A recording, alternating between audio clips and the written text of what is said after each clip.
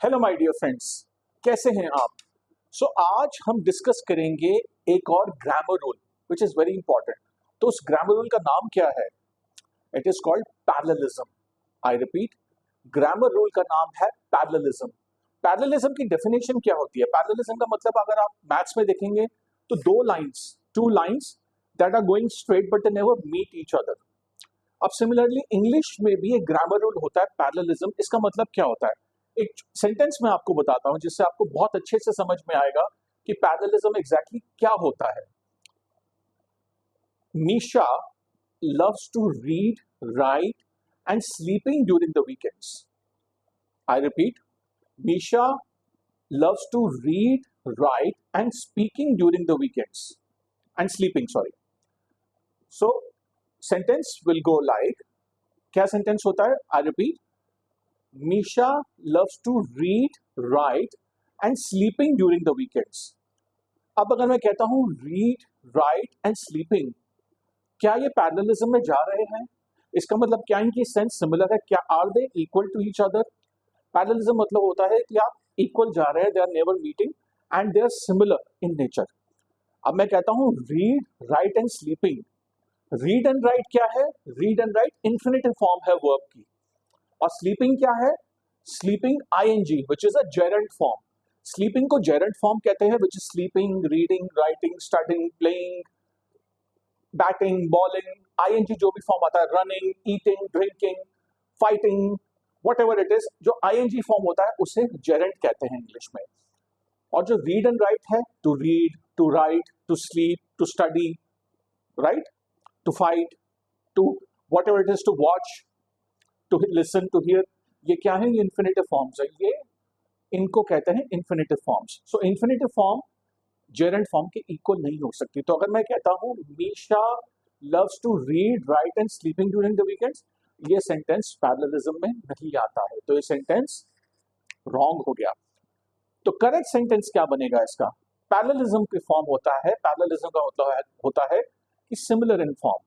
तो correct sentence बनेगा, the correct sentence will be Misha loves to read, write and sleep during the weekends.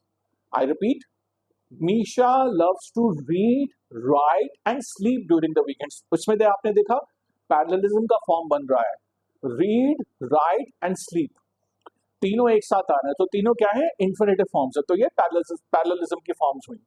अब parallelism में बहुत सारे फॉर्म्स होते हैं। पैरेललिज्म नाउन्स का भी होता है, पैरेललिज्म प्रोनाउंस का भी होता है, पैरेललिज्म वर्ब्स का भी होता है, एडवर्ब्स का भी होता है, फ्रेजेस का भी होता है, सेंटेंसेस का भी होता है, एडजेक्टिव्स का भी होता है फॉर दैट मैटर, इन्फिनिटिव्स का भी होता है, जेरेंट्स का भी होता है, जो हमने इस एग्जाम्पल में देखा। अब अगर मैं कहता हूं एक और सिमिलर बहुत इजी सा example, Nisha has always loved dancing, क्या ये सेंटेंस ठीक है? या निशा हैज ऑलवेज लव्ड सिंगिंग। अगर मैं कहता हूं Nisha has always loved dancing और Nisha has always loved singing, इसके दो मतलब निकलते हैं। मैं रिपीट कर रहा हूं, इसके दो मतलब निकलते हैं। क्या होता है? एक तो Nisha has always loved to dance और Nisha has always loved to watch dancing. कि निशा को डांस पसंद भी है, क्या वो खुद करना पसंद करती है या वो देखना पसंद करती है डांसिंग किसी और की? इसके दो मतलब निकलते हैं। सिमिलरली अगर मैं कहता हूं Nisha has always loved to sing versus Nisha has always loved to singing, अगर मैं कहता हूं Nisha has always loved singing, इसका मतलब होता है कि निशा को सिंगिंग किसी और की भी पसंद है। इसके दो मतलब निकलते हैं, तो क्लैरिटी नहीं आती। तो यहाँ पे क्लैरिटी बहुत जरूरी है। तो इसमें क्या होता है? Nisha has always loved to sing, Rajesh has always loved to study, Mahesh has always loved to eat, Nitin has always loved to sleep. तो इसमें क्या है? क्लैरिटी आ रही है कि किसको खाना पसंद है, किसको सोना पसंद है, किसको पीना पसंद है, किसको पढ़ना पसंद है, किसको जागना पसंद है, किसको सोना पसंद है, किसी को हंसना पसंद है, किसी को रोना पसंद है। तो इसमें क्या होता है? इन्फिनिटिव आपको क्लैरिटी दिखाता है। तो infinitive is a better form than gerund, क्योंकि इन्फिनिटिव में आपको क्लैरिटी मिलती है, वेयर जेरेंट में it's a general sense. Infinitive जो होता है वो बेसिकली आपका स्पेसिफिक सेंस होता है, वो क्लैरिटी शो करता है, वो पर्पस शो करता है, clarity of purpose and action. Whereas जो जेरेंट होता है वो एक जेनेरिक सेंस में होता है, वो उसमें ना एक क्लैरिटी नहीं होती, उसमें एक उसमें clarity of purpose and action नहीं होता, तो infinitives are always prefer to the gerund अगर आपको क्लैरिटी दिखानी है। तो चलिए कुछ एग्जांपल्स करते हैं, इससे आपको क्लैरिटी मिलेगी पैरेललिज्म को और अच्छे से समझने में। Let's go. To say she is excitable is like saying bill Gates is well of. अगर मैं ये कहता हूं to say she is excitable is like saying bill Gates is well off, तो इसमें पैरेललिज्म कहाँ आया है? टू से सेंटेंस के बिगिनिंग में she is excitable is like saying, तो टू से वर्सेस सेइंग दोनों में पैरेललिज्म नहीं है, क्योंकि से क्या है? से इन्फिनेटिव फॉर्म है, एंड सेइंग क्या है? Saying is a gerund form. तो उस केस में क्या है? से एंड सेइंग को पैरेललिज्म में नहीं कहेंगे। वेराज अगर मैं ये कहता हूं to say she is excitable is like to say Bill Gates is well off, तो पैरेललिज्म आ जाता है। I repeat, to say she is excitable is like to say Bill Gates is well off. So that is a form of parallelism. That is where you are establishing parallelism. आप parallelism को establish कर रहे हैं। एक और sentence करते हैं। The elegance of a proof lies in its conciseness and how clear it is. अब conciseness क्या है? Conciseness is an adjective. Clear क्या है? Conciseness adjective से ज़्यादा adverb है. So conciseness is more of adverb. Whereas clear क्या है? Clear is an adjective.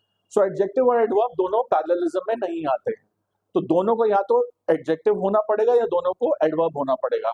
अगर मैं कंसाइजनेस बोलूं, the elegance of a proof lies more in its conciseness than in its clarity, so दोनों के एडवर्ब हो गए, तो वहां से एडजेक्टिव क्लियर से हटके क्लैरिटी आ गई, तो यहाँ पैरेललिज्म आ गया। I repeat the sentence, the elegance of a proof lies in its conciseness and in its clarity, तो यहाँ हमने पैरेललिज्म को एस्टैब्लिश कर लिया।